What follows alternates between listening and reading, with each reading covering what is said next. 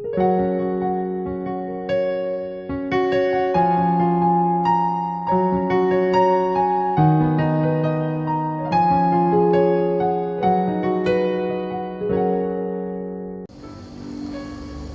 pagi dan salam sejahtera untuk kita semua. Bapak, Ibu, Saudara-saudari yang terkasih dalam Tuhan kita Yesus Kristus. Sebelum kita membaca, merenungkan kebenaran firman Tuhan, mari kita berdoa meminta bimbingan Roh Kudus di dalam kehidupan kita. Mari kita berdoa. Ya Allah Bapa yang bertahta dalam kerajaan surga, Tuhan pencipta langit dan bumi. Terima kasih Tuhan Yesus, kami bersyukur buat pagi hari ini. Karena sebentar kami akan mendengarkan kebenaran firman-Mu. Tolong Tuhan Kau urapi kami Tuhan. Keberkati kami satu persatu.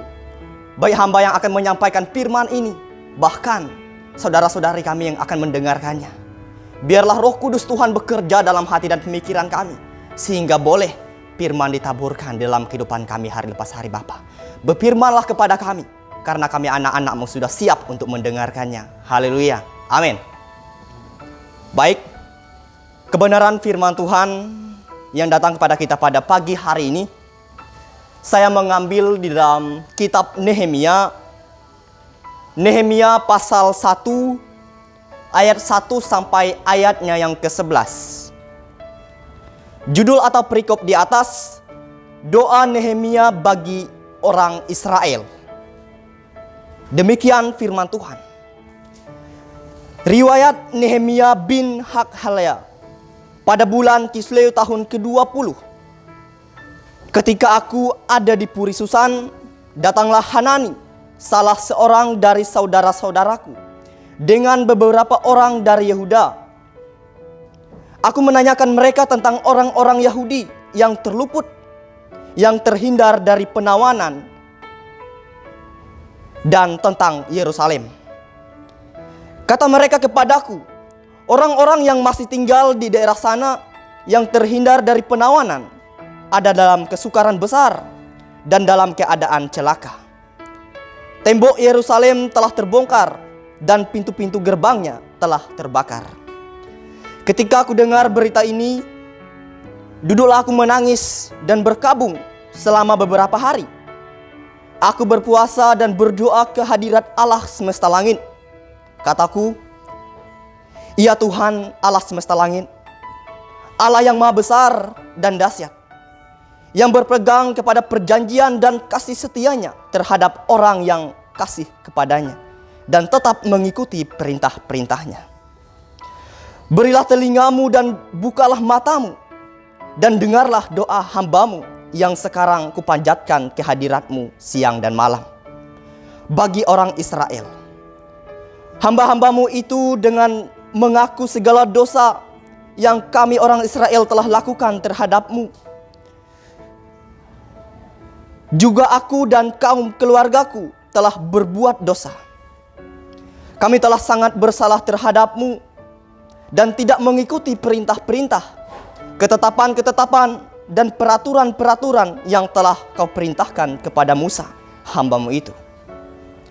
Ingatlah akan firman yang kupesan kepada Musa, hambamu itu, yakni, bila kamu berubah setia, kamu akan kucerai-berai di antara bangsa-bangsa.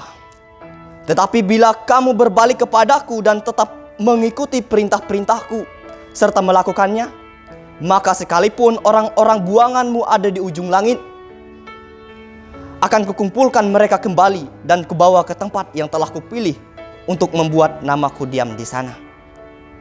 Bukankah mereka ini hamba-hambamu yang dan umat mereka telah ini hamba-hambamu dan umatmu yang telah kubebaskan dengan kekuatanmu yang besar dan dengan tanganmu yang kuat?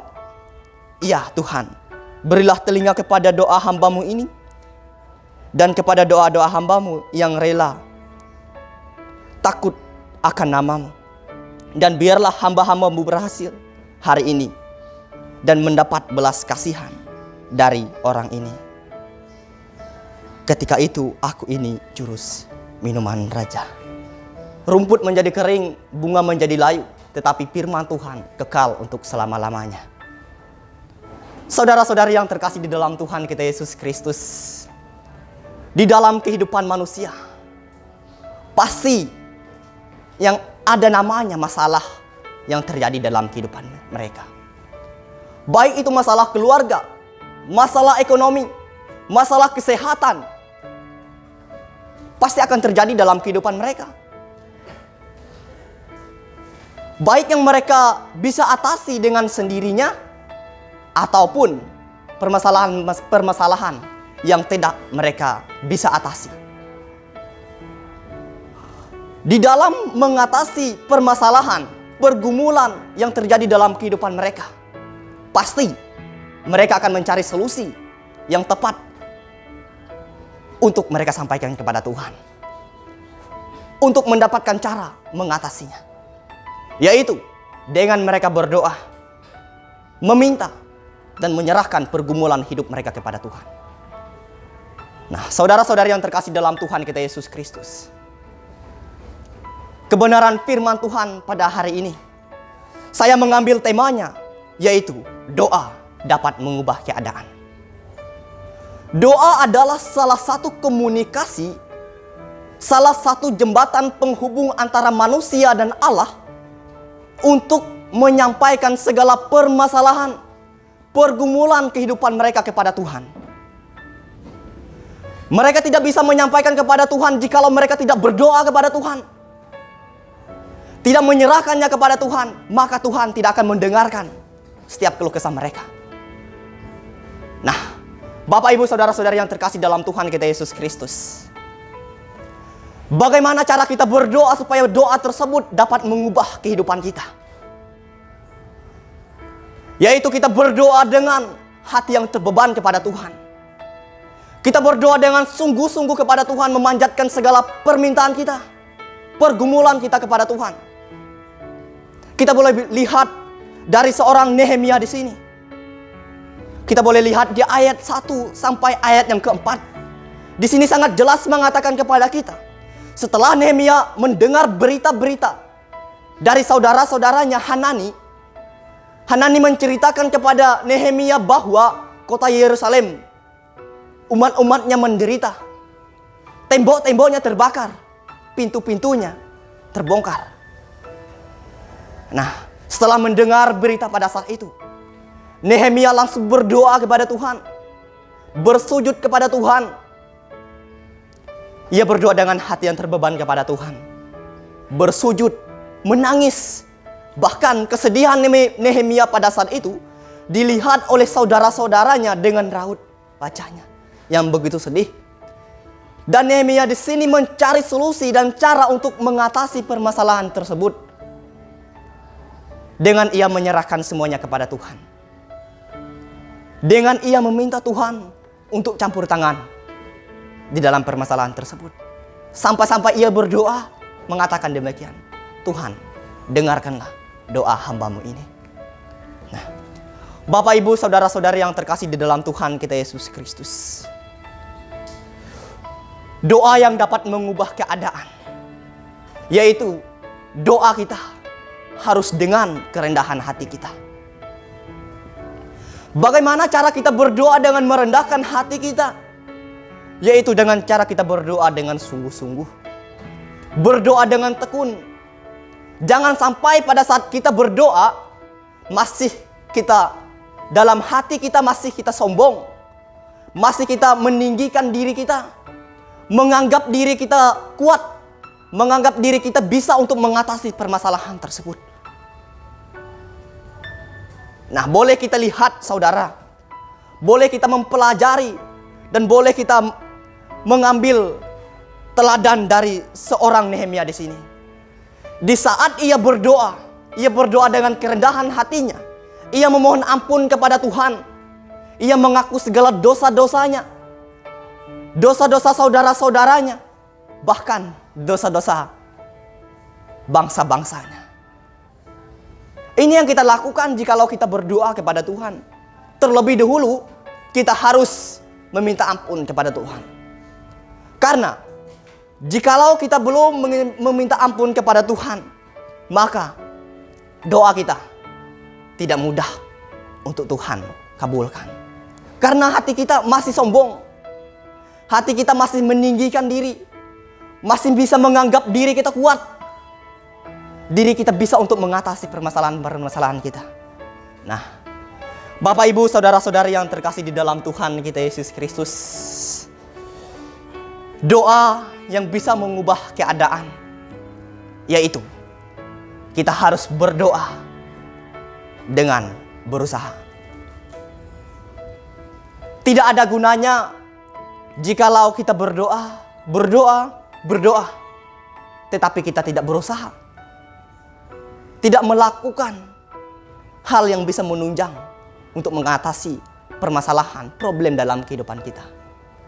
Misalnya dalam permasalahan ekonomi kita, kita berdoa kepada Tuhan untuk meminta sehingga ekonomi kita pulih, ekonomi kita berkembang. Bahkan misalnya jikalau kita berdoa, kita meminta kepada Tuhan untuk memberikan kita makanan. Tidak akan bisa terjadi jikalau kita berdoa kepada Tuhan, kita minta kepada Tuhan menurunkan makanan di depan kita, tetapi kita tidak berusaha untuk mendapatkan makanan tersebut. Kita tidak bekerja untuk melakukan segala pekerjaan sehingga dapat menghasilkan suatu berkat, sehingga dapat membuahkan makanan yang ada dalam kehidupan kita. Nah, Bapak, Ibu, saudara-saudari yang terkasih dalam Tuhan kita Yesus Kristus, jikalau kita berdoa, mari kita landasi dengan usaha kita. Karena dikatakan begini, biarpun berbakul-bakul doa kita, tetapi doa tersebut tidak dilandasi dengan usaha kita, maka doa tersebut akan sia-sia. Doa tersebut tidak ada gunanya, tidak akan didengarkan oleh Tuhan. Nah, maka daripada saat itu, saudara, mari kita sebagai orang-orang percaya, kita harus berdoa dan berusaha, harus meminta pertolongan daripada Tuhan, sehingga doa tersebut dapat diterima oleh Tuhan dan dikabulkan Tuhan sesuai waktu yang telah Tuhan tentukan di dalam kehidupan kita. Bapak, Ibu, saudara-saudari yang terkasih dalam Tuhan kita Yesus Kristus, sebagai aplikasi penting yang datang kepada kita pada pagi hari ini, yang pertama, jikalau kita ingin mengubah keadaan hidup kita, mari kita menyerahkannya kepada Tuhan. Berdoa kepada Tuhan dengan sungguh-sungguh, meminta kekuatan Tuhan sehingga kita dapat mengatasi segala permasalahan-permasalahan yang terjadi dalam kehidupan kita. Misalnya pada saat ini kita masih dalam perkuliahan kita, kita pastinya sangat terhimpit oleh dana biaya yang kita butuhkan dalam perkuliahan kita. Mari kita serahkan itu kepada Tuhan. Kita berdoa usaha-usaha orang tua kita, sehingga pekerjaan, usaha orang tua kita dapat menunjang dana biaya yang kita butuhkan di saat kita berkuliah pada saat ini. Amin untuk kebenaran firman Tuhan. Tuhan memberkati firman-Nya dan memberkati kita yang mendengarkannya pada pagi hari ini. Amin. Untuk menutup doa firman Tuhan kita pada pagi hari ini, mari kita berdoa. Terima kasih Tuhan Yesus. Kami bersyukur pada pagi hari ini Tuhan, karena kami boleh belajar dari kebenaran firman-Mu yang mengajarkan kami bahwa kami selalu berdoa dengan kesungguhan hati kami, berdoa dengan dilandasi dengan usaha kami, sehingga doa tersebut dapat Tuhan terima, dapat Tuhan kabulkan di dalam kehidupan kami sesuai dengan waktu yang telah Tuhan tentukan di dalam kehidupan kami Bapa. Terima kasih Tuhan Yesus, Engkau berkati kami semua Tuhan, sehingga firman ini dapat kami pahami, dapat kami mengerti, bahkan kami lakukan dalam kehidupan kami hari lepas hari. Terima kasih Tuhan Yesus, kami sudah berdoa dan bersyukur. Haleluya. Amin.